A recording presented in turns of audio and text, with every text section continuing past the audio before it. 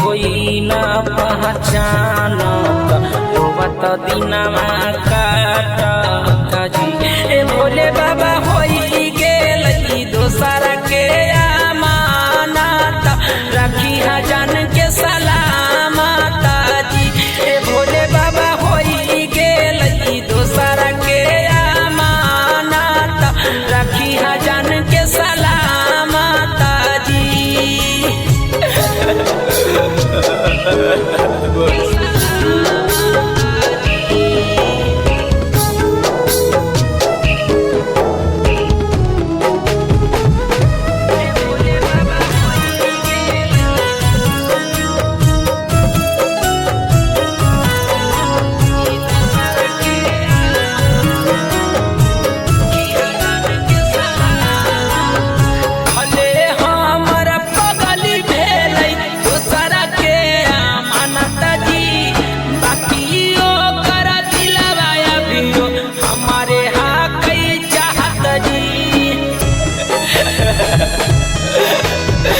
भले हमर पगली भेल दोसर के अमानत जी बाकी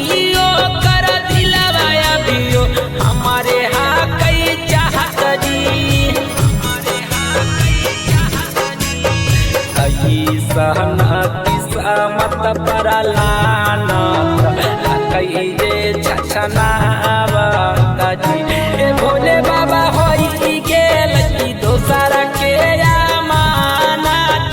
रखी जान के सलामत जी ए भोले बाबा होई गेल दोसर के अमानत रखी जान के सलामत जी।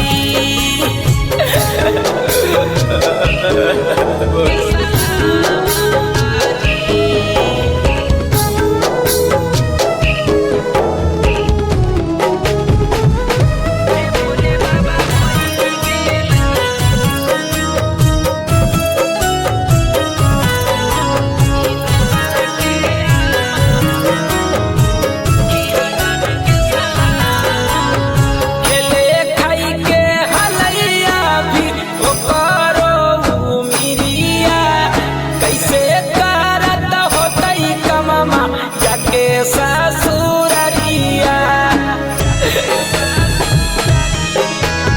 खेले खाई के हलैया भी ओकरो मिरिया कैसे करत होतई कममा जाके ससुररिया दिलवाला पवनवा संग खुद फानत खेलई सवया अचानक जी ए भोले बाबा होई